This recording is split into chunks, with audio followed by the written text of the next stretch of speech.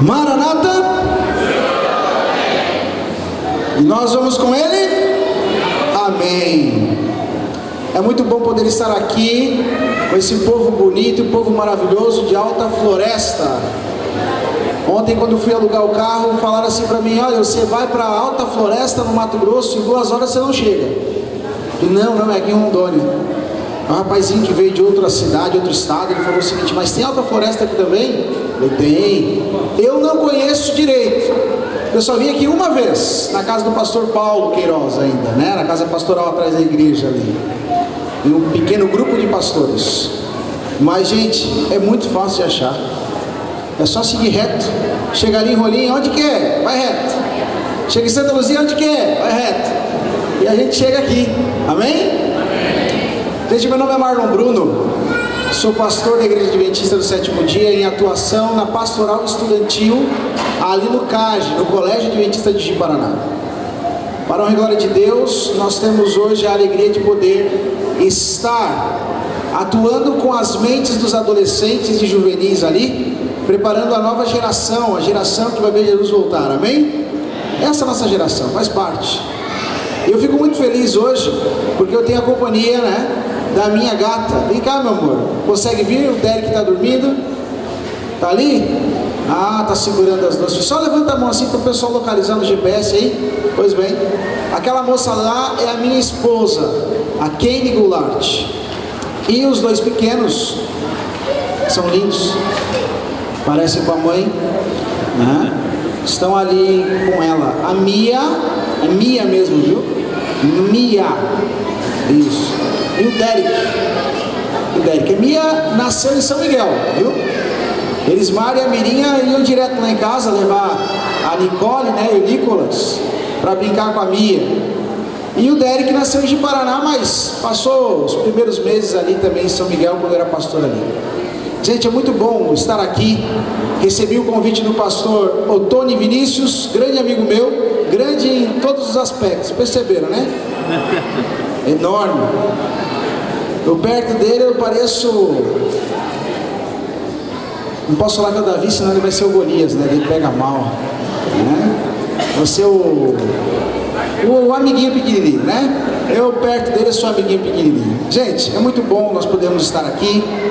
E nós temos um recado a vocês, viu? Eu quero agradecer ao irmão Rudinei também, irmão Rudinei. Você aí que está nos assistindo aí, essa retrospectiva, esse vídeo aí depois, no site www.florestanoticias.com, tá? Rudinei, dá uma tomada aí, dá uma gira aí, mostra todo mundo aí, tá? Todo mundo gosta de aparecer um pouquinho na TV, na internet, né?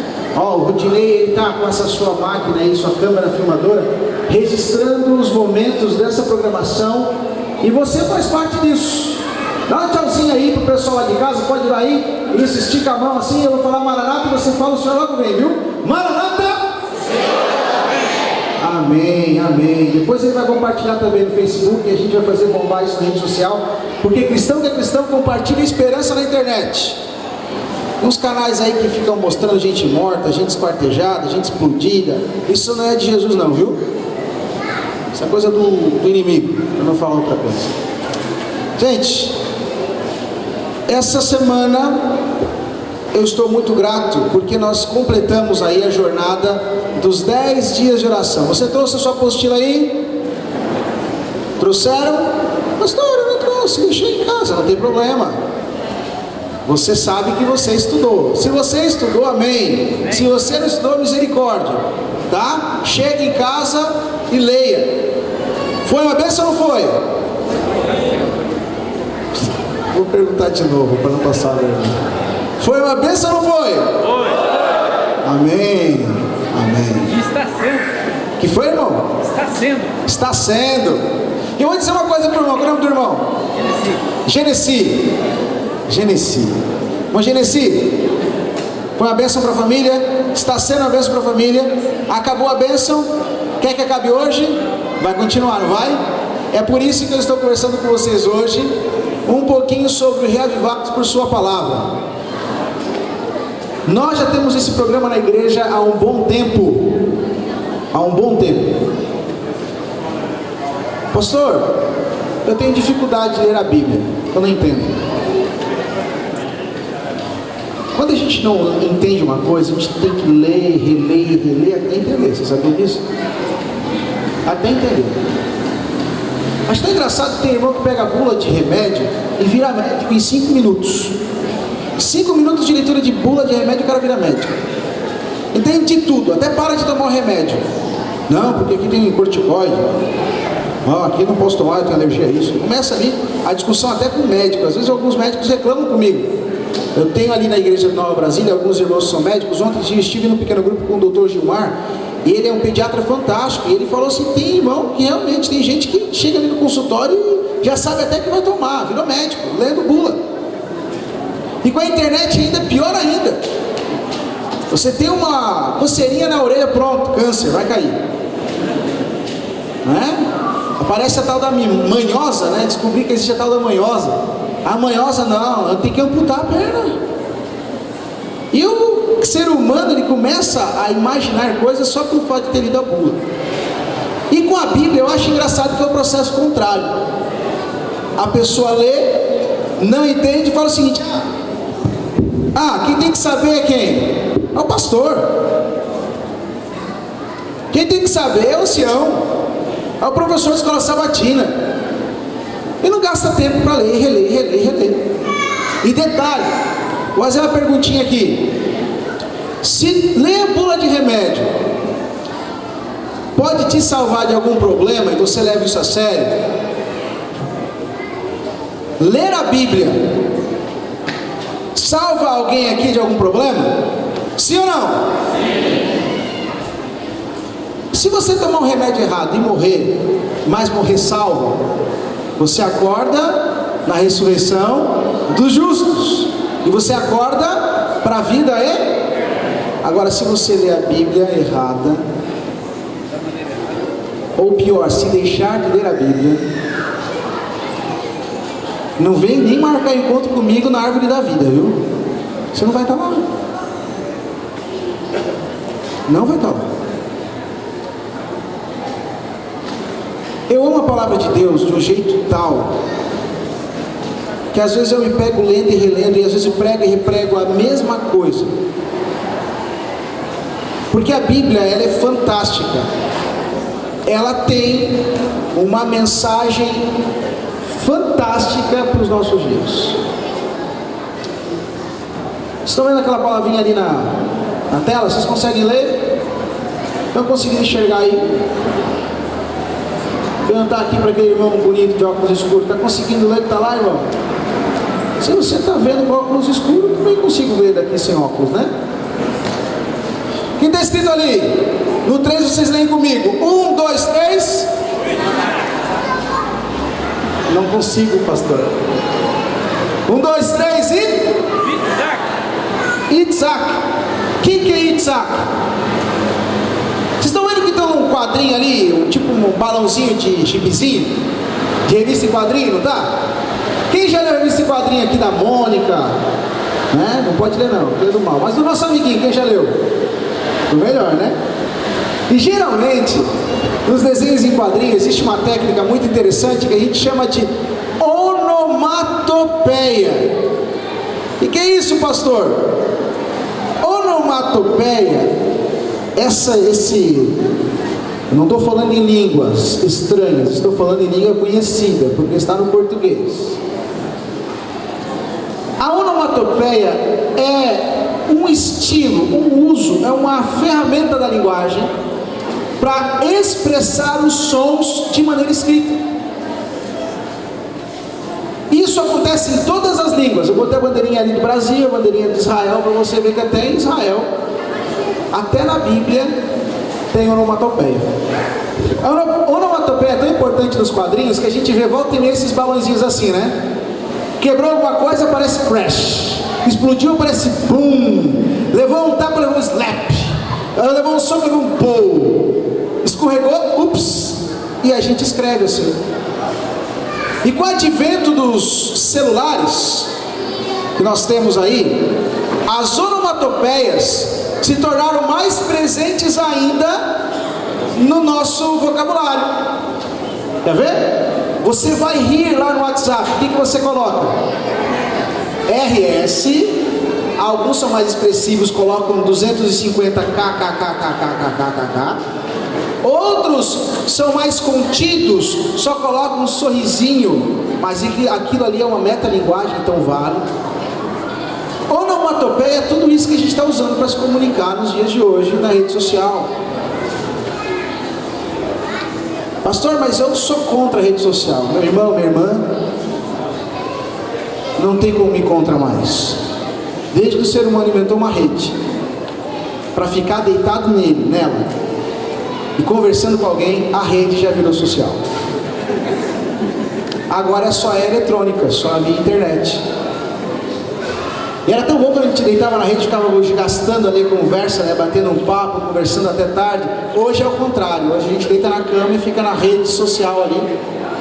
Tem que tomar cuidado, mas está presente. Sim ou não? Só fazer uma pesquisa básica aqui entre as cadeiras vazias. Quantos aqui usam o WhatsApp? Levanta a mão. Eu me lembro que quando eu comecei o ministério foi um Deus nos acuda, porque tinha irmão que não usava e não queria usar. Eu tinha que usar SMS, vê? Tecnologia do século passado, mensagem de texto. Eu falei, não gente, tem que mudar, a igreja adventista já tem até TV. A gente tem que usar o WhatsApp. Para coisa boa ou ruim? Se Deus permitiu que a gente usasse para evangelização, a gente tem que usar para evangelização. Tá bom? Gostei desse irmão aqui. Qual é o seu nome, irmão? Elias. Temos um profeta entre nós, né, irmão Elias? Tem que usar o WhatsApp para coisa boa, sim ou não? Amém. E lá no WhatsApp, quando alguém manda uma coisa boa para você, dê risada. Um dia Deus apareceu para Abraão lá nos Carvalhais de Manre. Abra sua Bíblia aí, Gênesis capítulo 18. Gênesis capítulo 18. Deus apareceu para Abraão lá nos Carvalhais de Manre, e naquele lugar maravilhoso era um sol lascado, meio-dia, mais alta temperatura, e Abraão estava sentado ali, ouso a dizer, na sua rede social, e Deus aparece para ele com mais dois companheiros, dois anjos. E diz a Bíblia que lá nesse lugar Abraão serviu a Deus um prato que a gente come à vontade no sábado à noite. O que a gente come no sábado à noite? A gente vai para um lugar separado ou liga pedindo. A irmã falou, a esposa do Elias aí. Qual que é o nome da esposa do Elias? Qual é o nome da esposa? Não é a esposa? É a irmã? Geraldo. Pois bem, amiga, não sei. É esposa ou amiga? Agora fiquei confuso. Pois bem.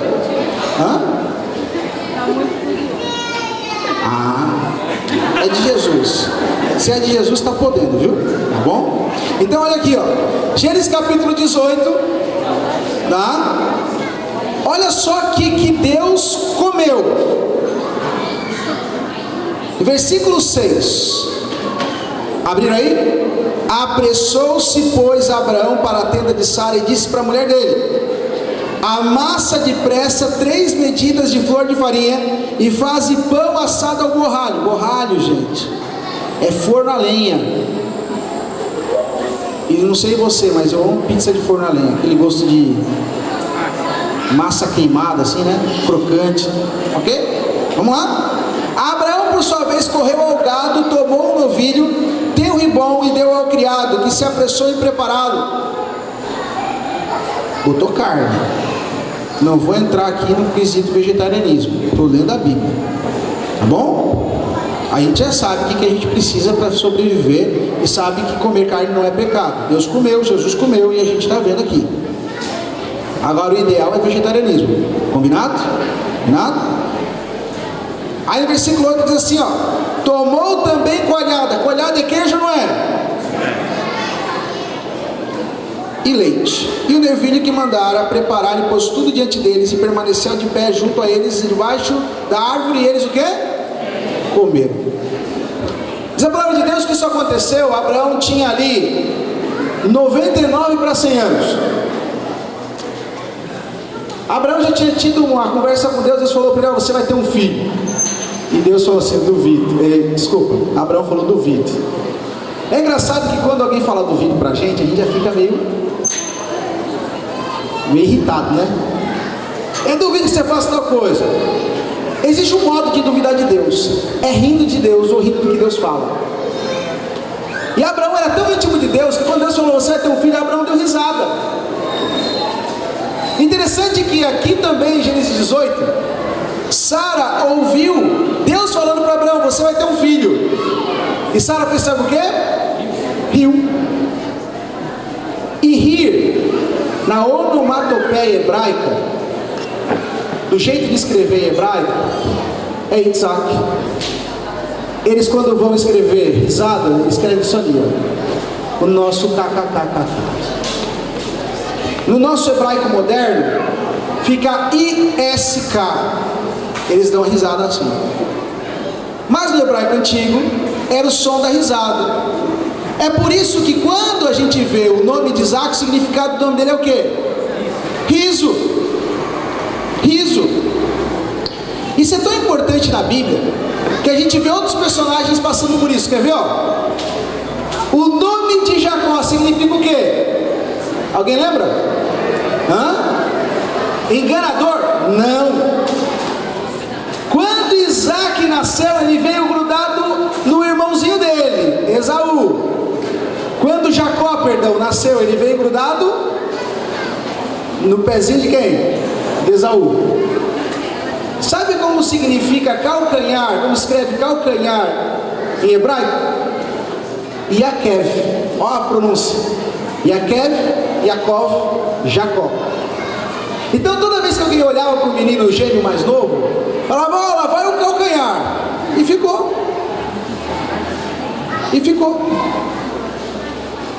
Outros nomes têm significados profundos na Bíblia. Eu acho interessante, quer ver, por exemplo, Sansão, Shimshon, filho do sol, Dalila, noite longa. Olha só, Sansão, o filho do sol, foi escurecido pela noite longa. Está na Bíblia. Gostou disso, irmã? Quer anotar? Anota aí, viu? Você pregar na quarta-feira lá na igreja. Por que a gente está falando isso, gente? Tudo isso está na Bíblia e é importante para o nosso entendimento da palavra de Deus. Como que a gente consegue fazer isso? Estudando a palavra de Deus, pedindo a Deus orientação, usando todas as ferramentas possíveis. A primeira ferramenta que o adventista do sétimo dia tem de usar para estudar a palavra de Deus se chama lição de escola sabatina. A segunda, você sabe qual é? Reavivados por sua palavra. Você está vendo que está tudo em volta da Bíblia. A próxima qual que é? Espírito de profecia, porque é um comentário muito, mas muito profundo sobre as Escrituras Sagradas. E eu fico triste quando as pessoas não se gastam tempo em família para aprofundar no estudo da palavra. Eu estou me sentindo tão em casa aqui, até porque o tapete parece da minha casa aqui na frente, que eu tenho a alegria de falar para você uma coisa. Deus te trouxe essa manhã aqui para aprofundar o seu conhecimento. Não porque o pastor Marlon, o pastor Tony, outros pregadores passaram, o pastor Tiago, outros colegas, é porque Deus tem interesse em salvar você. E se para salvar você for necessário mandar um jumento falar, Ele manda. Então, não tem honra nenhuma em quem fala aqui, mas honra ao nosso Deus que quer salvar a gente, amém? Por isso, nesse momento, eu quero fechar os olhos com você para nós fazermos uma oração, pedindo a Deus um entendimento maior das Escrituras Sagradas, para que possamos entender o que Ele quer. Deus Todo-Poderoso, neste momento, Pai, nós estudamos a Tua Palavra, estamos com ela aberta à nossa frente, precisamos de ajuda para compreender aquilo que o Senhor deseja para nós. Nós vamos estudar agora um pouquinho, Pai, sobre o tempo do fim e a nossa família. As realidades que estamos vivendo nos dias de hoje. Que o Senhor nos ajude, ó Pai, a compreender o que o Senhor quer para a nossa família. Em nome de Jesus. Amém. Abra sua Bíblia em Mateus capítulo 24. Nós vamos fazer uma viagem no tempo, indo para frente, depois para trás. Mas o que importa é que você tenha a sua Bíblia na mão, olhos atentos, caneta, papel, o que for. Tira foto com o celular da Bíblia. Mas você não pode perder essas passagens de jeito nenhum. Mateus capítulo 24, quem encontrou, diga amém. Quem não encontrou, não fala nada, para não passar vergonha. Vamos lá. Mateus capítulo 24, o que diz aí? O momento do tempo do fim. Jesus Cristo, no seu sermão profético, explicando como seria o tempo do fim. Já faz algumas semanas aí, eu vi nas redes sociais uma cena de uma pseudo-mensagem, uma falsa mensagem cristã. Olhem bem para mim aqui. Não é porque a novela tem nome de Apocalipse que ela tem a mensagem da Bíblia. Não é porque a novela prega os 10 mandamentos que ela fala da Bíblia. Se precisar editar isso aí por questões aí autorais, tudo bem. Mas quem está aqui ouvindo, ouça bem. O inimigo está juntando mentira com a verdade mais uma vez, como fez lá no Éden, e dia após dia tem aprimorado isso para enganar a sua família.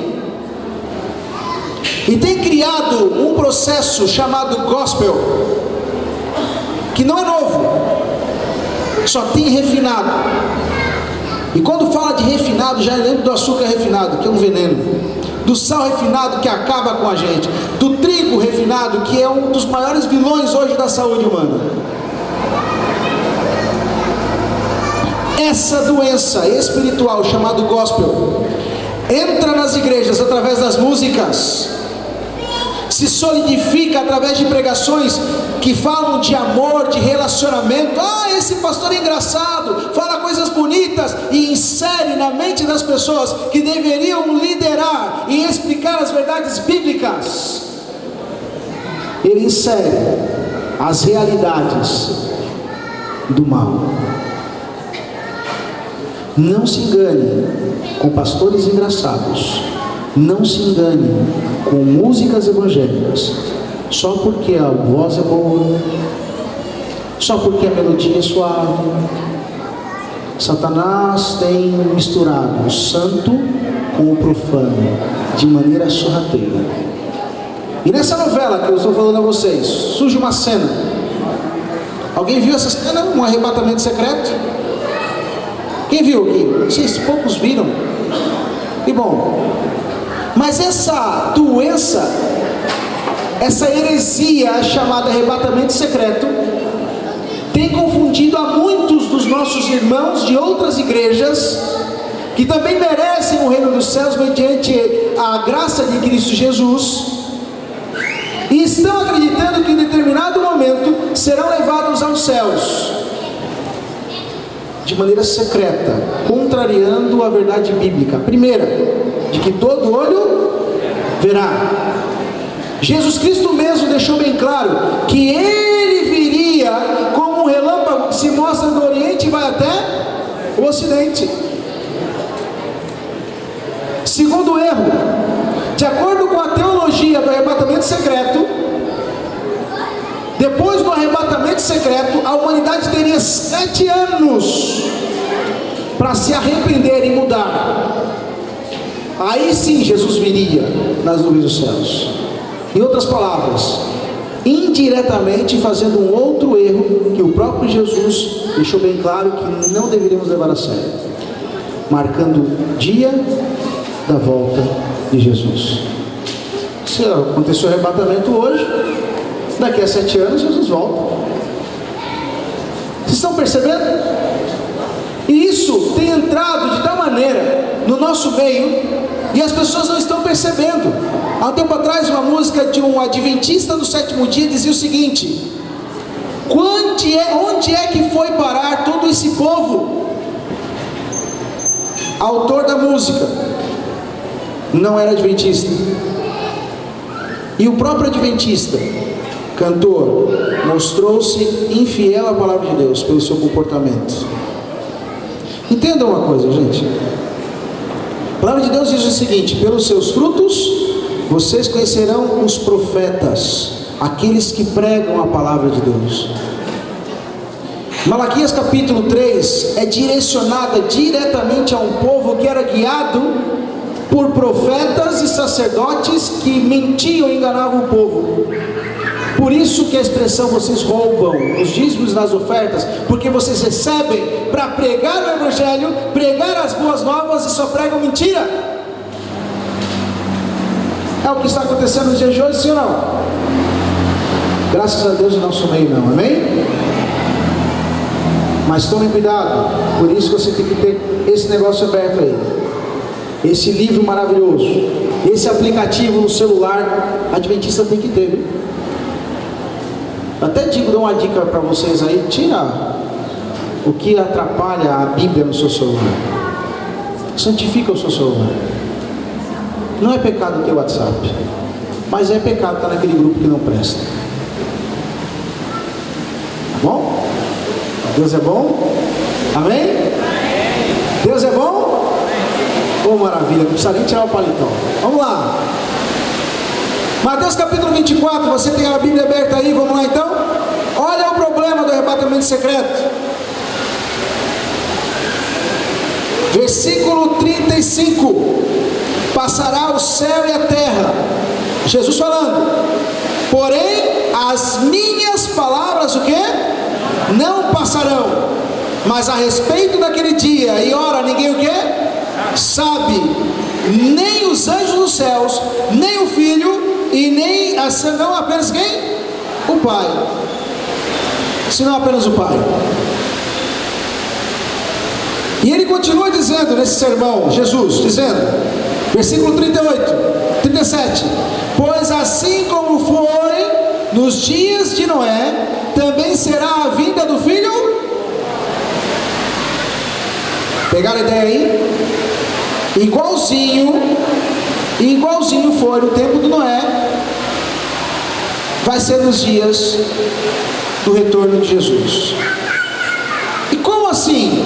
O pastor Jesus, quando pregou, ele explicou. É só você continuar lendo comigo aqui. Porquanto, versículo 38, assim como nos dias anteriores ao dilúvio, as pessoas comiam e bebiam, casavam-se e davam-se em casamento, até o dia que Noé entrou na arca, e não o perceberam senão quando veio o dilúvio e os levou a todos, assim será também a vinda do Filho do Homem. E aí vem o grande X do arrebatamento secreto. Olha lá. Então 2 estarão no campo, um será tomado e deixado outro. 2 estarão trabalhando num moinho, uma será tomada e deixada a outra.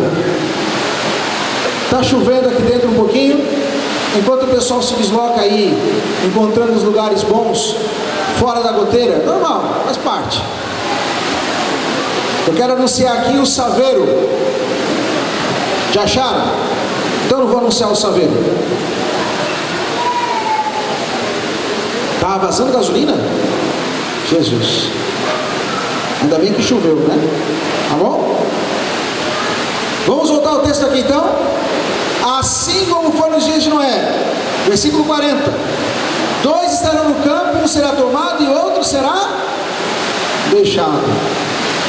Vou fazer uma perguntinha básica aqui. Aconteceu o dilúvio.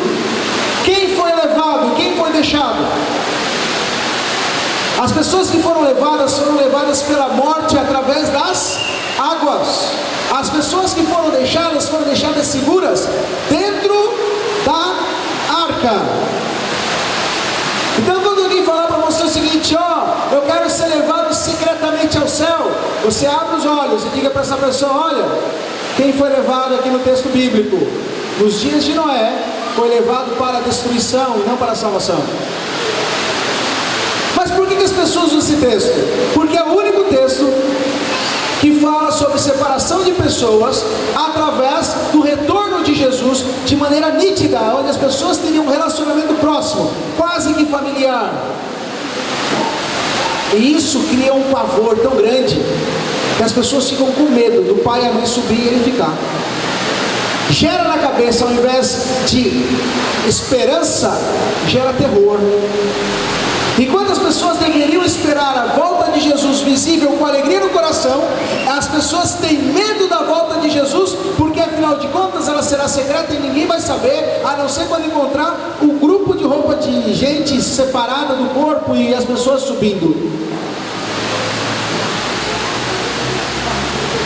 Esse é o Jesus que a gente espera. Essa é a esperança que nós temos. É essa esperança que a Bíblia prega. Voltando aos significados dos nomes aí, eu quero que você abra sua Bíblia lá em Gênesis, para entender um detalhe muito importante. Gênesis capítulo 4. Gênesis capítulo 4.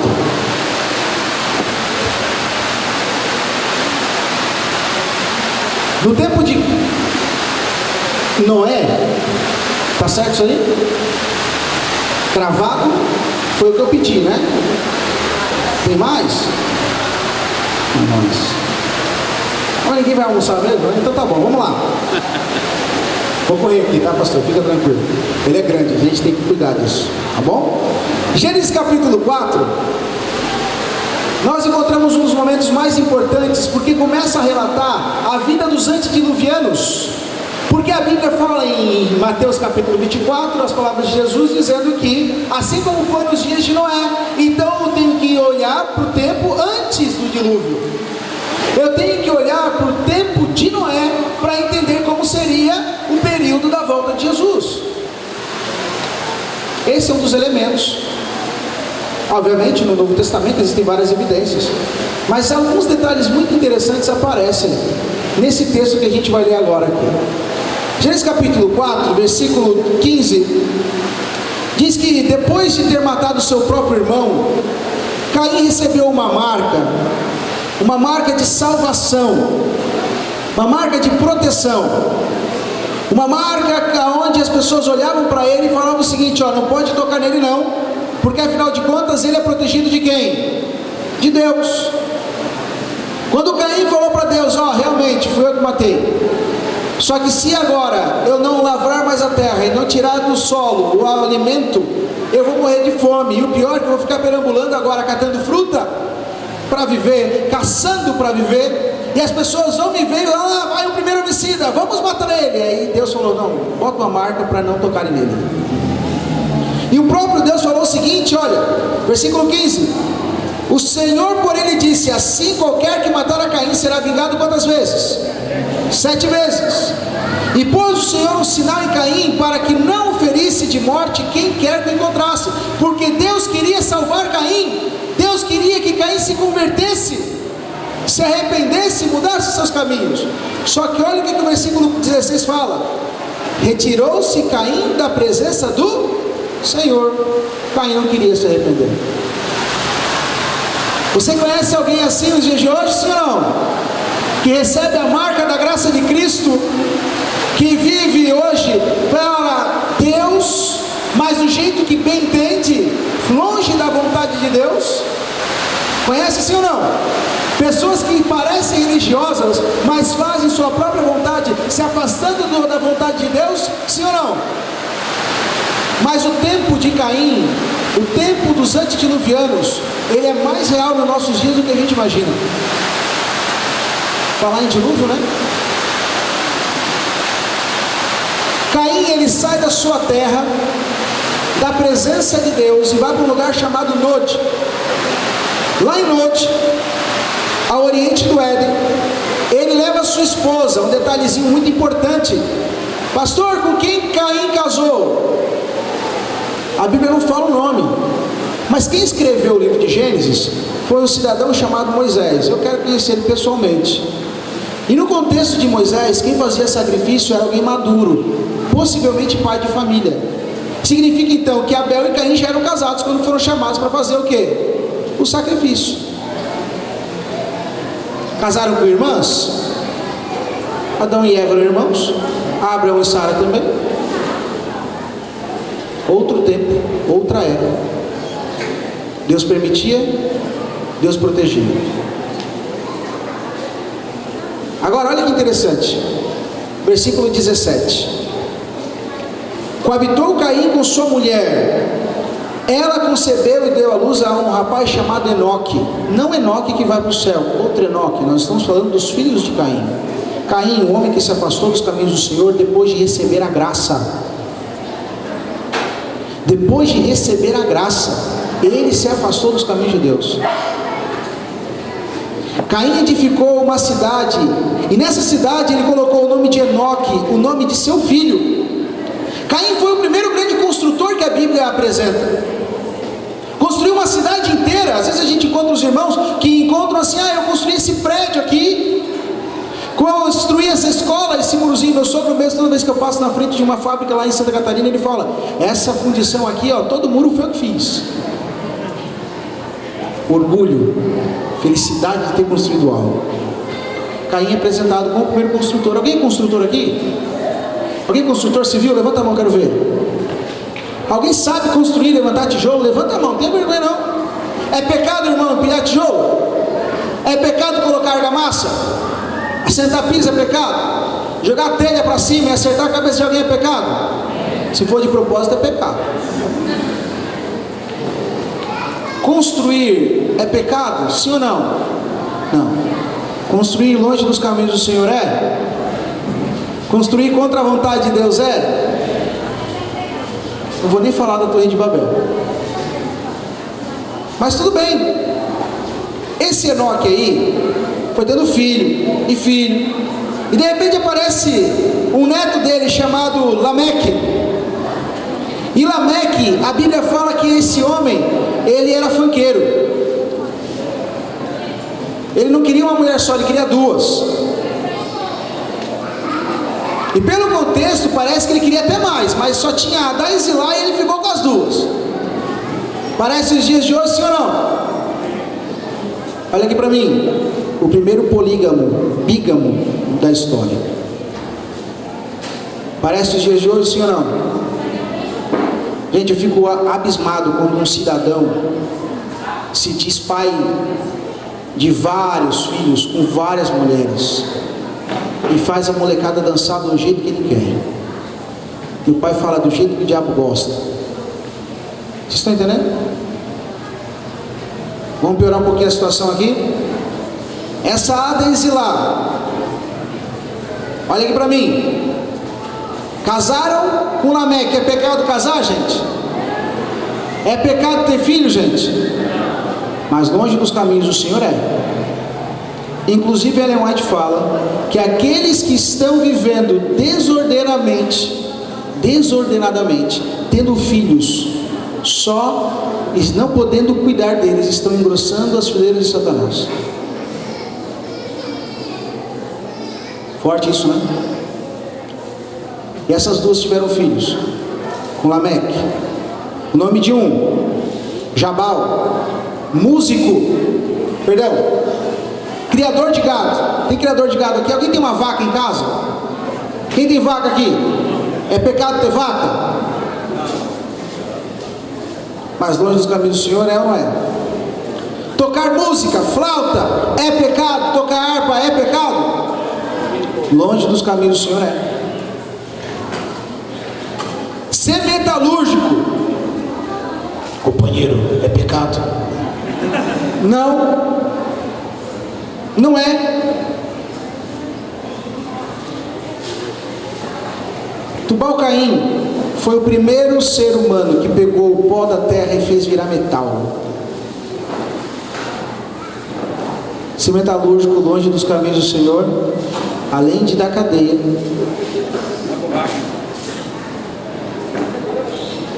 é pecado. Você está entendendo?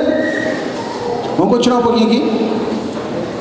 E disse Lameque às suas esposas: Deus falou que se tocarem em Caim, serão vingados, ele será vingado 7 vezes. Mas se tocarem em mim, será tocado 70 vezes 7 pela vingança. Alguém já viu na Bíblia aí, ó, 70 vezes 7 em outro lugar? Gênesis 24 dá o texto. 4:24. Naamá, lá no versículo 22, a única filha de Lameque chamada pelo nome. O nome Naamá significa beleza, mas uma beleza sensual. Já viram as mulheres de hoje? Irmã, me desculpa, eu vou ter que falar uma coisa aqui, ó. Pastor, não vai ficar com raiva de mim? Não. Hoje geração fácil de ser bonito, né? É ou não é? Hoje você pinta o cabelo do jeito que quer, corta o tamanho que quer, compra a calça onde você bem entender. Eu não estou falando de pecado, estou falando do que você consegue fazer. Nunca houve uma geração com tanto consumo de cosméticos como existe hoje. Nas redes sociais as pessoas tiram foto de cima para tentar mostrar o que tem ou o que não tem. A beleza se tornou um objeto tão fácil que até as roupas são fáceis de comprar hoje. Antigamente a gente comprava aquele rolo, eu não, né? Mas tinha gente que comprava o rolo de tecido e todo mundo ficava igual. Era assim, não era? E o pior é que o mais velho ia deixando o mais novo. E ficava o nosso feio, sim. Hoje está tão barato ser bonito, gente, que até eu estou ficando.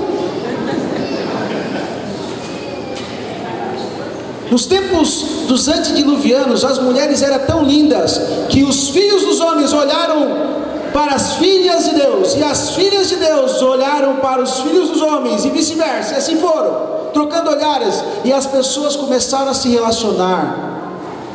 Eu digo a vocês, pastor Tony é alto, forte, bonitão, parece Superman. Naquele tempo o povo era mais bonito, mais forte e mais comprido. A Bíblia fala que naquele tempo os homens eram como gigantes na terra. Eram inteligentes, faziam as coisas da melhor maneira possível, mas infelizmente faziam tudo longe da vontade de Deus. A religião deles, olha o que Lameque fala: se tocarem em mim 70 vezes 7. E hoje nós vemos dentro das igrejas um terror, um ódio tremendo sem necessidade. Quando a gente fala em comunhão, a gente fala o seguinte: ó, não gosto do irmão fulano de tal, não gosto da irmã fulano de tal, ó, não gosto daquela igreja, não gosto daquele grupo religioso, e a gente fala às vezes ridendo os dentes. Isso é pecado.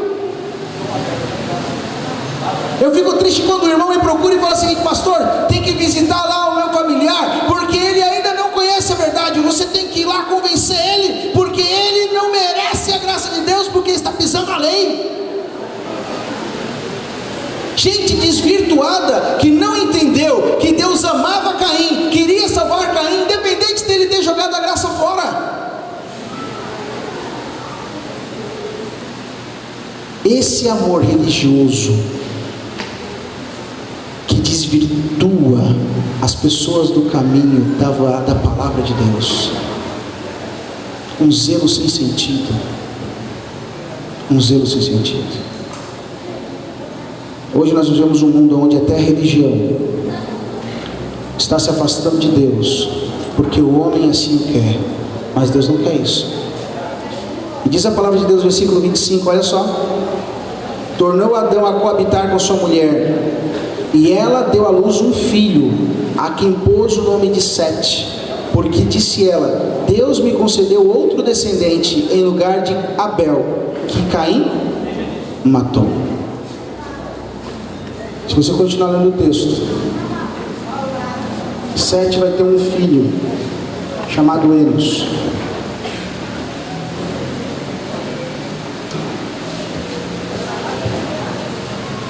Adão, só observa aí, está lá na tela. O significado de Adão é homem no sentido de humanidade. Na sequência, em Gênesis 5, vai falar exatamente sobre os descendentes de Sete. E Sete significa determinado. Enos significa mortal. Cainã significa pena ou penalidade. Maalalel, santo Deus. Jared significa descerá. Enoque significa ensinando. Metusalém significa sua morte trará. Lameque significa desesperado. Noé significa descanso. Todos esses nomes são descendentes de Adão, a partir de Sete. E se você colocar o significado deles exatamente nessa ordem, porque é a ordem que a Bíblia traz, você vai entender o que Deus quer fazer com a nossa família. Cada um desses nomes, nome por nome, na sequência exata de Gênesis capítulo 5, está ali na tela agora. Homem determinado, mortal, penalidade, o santo Deus descerá, ensinando que sua morte trará ao desesperado o quê? Descanso. Eu até fiz uma adaptação para ficar fácil. Só coloquei umas letrinhas no textinho que falta em português. Quando as pessoas olhavam para a família de Sete, eles liam aquilo ali, ó. Significado de cada um dos nomes de Gênesis capítulo 5. Ao homem foi determinado mortal penalidade. O santo Deus descerá ensinando que sua morte trará ao desesperado descanso. Enquanto a família de Caim e seus descendentes contaminavam o mundo com o pecado, se afastando cada vez mais de Deus, a família de Sete era um testemunho vivo onde passava. E assim como foi nos dias de Noé, hoje Deus precisa de famílias que sejam testemunhas vivas aqui em Alta Floresta. Talvez você pense assim: pastor, como que eu posso fazer isso? Comendo, bebendo e dando-se em casamento, porque é isso que Deus permite. Deu boca, criou o casamento, fez com que o homem se apaixonasse por uma mulher. Deus criou isso. A gente testemunha no casamento, sim ou não? Testemunha quando comemos ou bebemos, sim ou não? Então por que o problema de Mateus 24? Que as pessoas comiam, bebiam e davam-se casamento? Porque faziam isso longe da vontade de Deus. Por que esse contraste todo?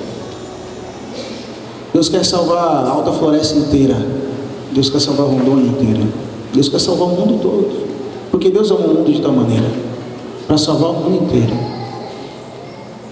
Para salvar o mundo inteiro. O que falta hoje, gente? Talvez eu esteja falando essa manhã com algum pai, com alguma mãe que não tenha entendido o que é prioridade, o que é ser e ter primeiro Deus em sua vida. Hoje à tarde eu quero conversar um pouquinho com os pais sobre filhos. Talvez eu esteja falando com algum marido que não entendeu o que é trazer Deus para dentro de casa. Alguma esposa que tem lutado contra isso. Mas eu tenho falado hoje, nessa manhã, com homens e mulheres que querem fazer a diferença, que querem ser diferentes, que querem ser salvos. Para você ser salvo, você tem que clamar o nome de Deus, porque assim aconteceu. Depois que Enos teve um filho, a partir desse momento todos começaram a chamar, clamar o nome de Deus. Você quer clamar o nome de Deus hoje? Quer clamar o nome de Deus na sua família? Quer que as pessoas olhem para os nomes das famílias de vocês e lembrem da mensagem do Evangelho? Ah, lá vai o homem de Deus, lá vai uma família organizada, lá vai uma família que representa Deus na terra. E eu não falo de vicário de Deus, eu falo de representante de Deus, minhas testemunhas, como diz o próprio Cristo, quando nós recebemos o Espírito Santo. Eu quero fazer uma oração essa manhã, uma oração de entrega. Hoje nós vamos ter outros 2 encontros, mais breves do que esse, mais objetivos, mas eles não valerão de nada se você não for a esse encontro com realmente o desejo íntegro de fazer a vontade de Deus, de colocar Deus como primeiro em sua vida, deixá-lo ser o primeiro lugar, deixá-lo como prioridade. Eu quero orar com você, e é por isso que nós vamos ouvir agora um hino que fala exatamente isso: Deus em primeiro lugar, Deus como minha prioridade. Aonde quer que você esteja, se você sentir um desejo de fazer essa mudança na sua vida, você fica de pé, aonde você está, eu quero orar por você.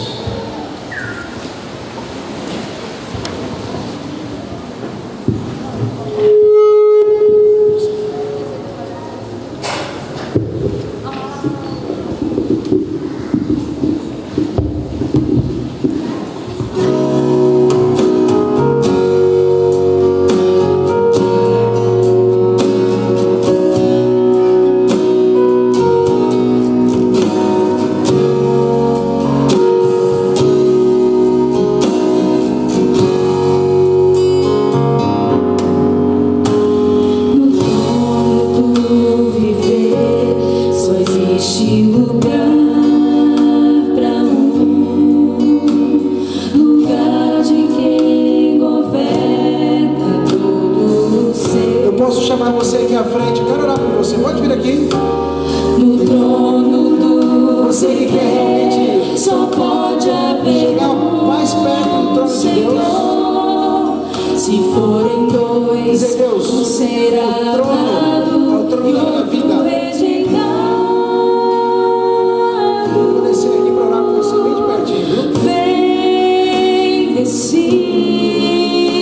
agora quem vai ocupar seu coração. Mas lembre, se ele não for o primeiro em seu coração, então já não é mais nada, não passa de uma ilusão. Você que é pai, deixa sua família. Mas se ele for o primeiro, o seu companheiro, motivo do Deus faça parte, seu seja existir, você vai viver, você vai sorrir, você vai vencer. Um novo dia vem, decide agora quem vai ocupar seu coração.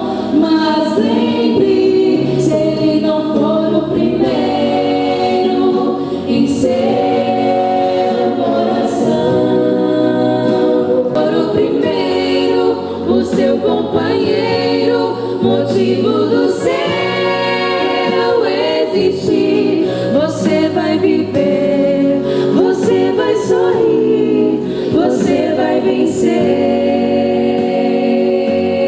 Sabe, canta junto, viu? Não há batalha perdida com Cristo. Ele mesmo triunfou lá na cruz. Com sangue já provou que nos ama. Se o coração não for dele, não será de mais ninguém.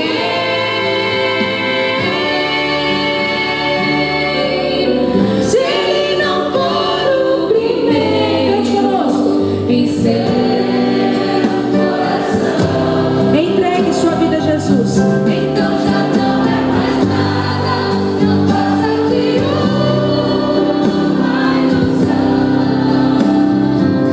Mas se ele for o primeiro, o seu companheiro, motivo do seu existir, você vai viver, você vai sorrir, você vai vencer, você vai viver, você vai sorrir, vai vencer.